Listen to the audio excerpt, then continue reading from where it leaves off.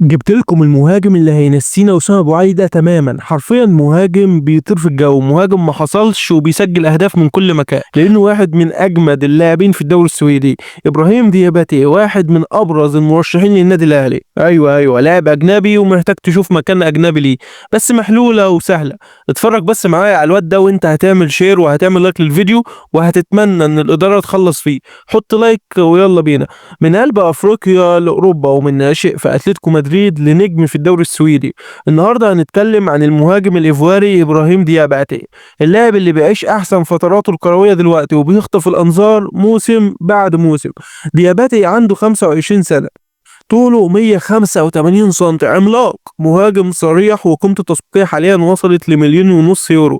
بيلعب بقدمه اليمين، لكن عنده قدرة انه يسجل بأي طريقة، بالراس بقى، بالقدم، او حتى بنص فرصة. تحركاته مثالية حرفيا، لاعب سوبر. بدأ مشواره الكروي من أكاديمية أسك ميموزا طبعا المعروفة جدا في الكوديفار، ومن هناك بدأ رحلته في أوروبا. انتقل لفريق الشباب في ريال مايوركا، وبعدها ناشئين إشبيلية الأسباني، ومن بعدها لأتلتيكو مدريد الاسباني. شبابه يعتبر هندلع في انديه كبيره، وده يدل انهم كانوا شايفين فيه حاجه كبيره. يعني احنا بنتكلم عن لاعب اتربى كرويا في مدارس كرويه من الطراز الرفيع والطراز الاول. في يوليو 2023 ومن سنتين فقط انضم لفريق فاستراس السويدي، ورغم ان هو ما كانش بيشارك اساسي بشكل مستمر الا انه ساهم في صعود الفريق لدوري الدرجه الاولى. لعب معاهم 11 مباراه، سجل 3 اهداف، وظهر انه محتاج فريق يثق فيه اكتر ويديله فرصته كامله عشان الموسم اللي بعده حصل اللي هو كان مستنيه.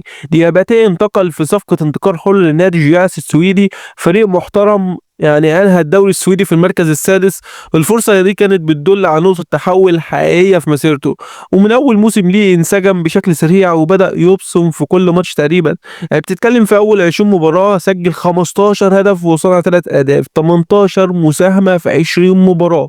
أرقام ممتازة لأي مهاجم، خصوصا إنه بيلعب وسط منافسة قوية جدا في نفس المركز وفي فريق وسط جدول، والفريق دوت فيه 4 أو 5 مهاجمين تقريبا بيتنافسوا على التشكيل، ومفيش حد فيهم ثابت بشكل اساسي. لكن دياباتي فرض نفسه وبقى اساسي بمجهوده وعطائه. في ماتش ضد ديجر فورس سجل هدف رائع جدا، وفي ماتش تاني ضد هامباربي احرز هدفين. الصحف السويديه وصفت مستواه انه موهبه من نار، وصحيفه فوت افريقيا قالت ان دياباتي بيأكد انه واحد من افضل صفقات الدوري السويدي في 2024. تقييمه مثلا في اكتر من مباراه وصل ل 8.1 من 10، وده يعتبر رقم كبير جدا.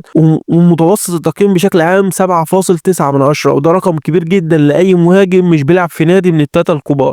تعالوا بقى نبص على مميزاته في شكل نقاط سريعه. يعني بيتمركز داخل ال 18 بشكل ممتاز جدا، لدرجه ان هو بيسجل اهداف من مهما كانت الوضعيه اللي هو واقف فيها. يعني بيطير حرفيا في الجو وبيقدر يسجل اهداف زي ما انت شايف كده. عملاق وغول وحش حرفيا، ما شاء الله عليه، قوي بدنيا وصعب ان هو تاخد منه الكوره. بيشتغل من غير كوره وبيسحب المدافعين وبيفتح مساحات. عنده انهاء رائع بالقدم وبالراس وزي ما تحب.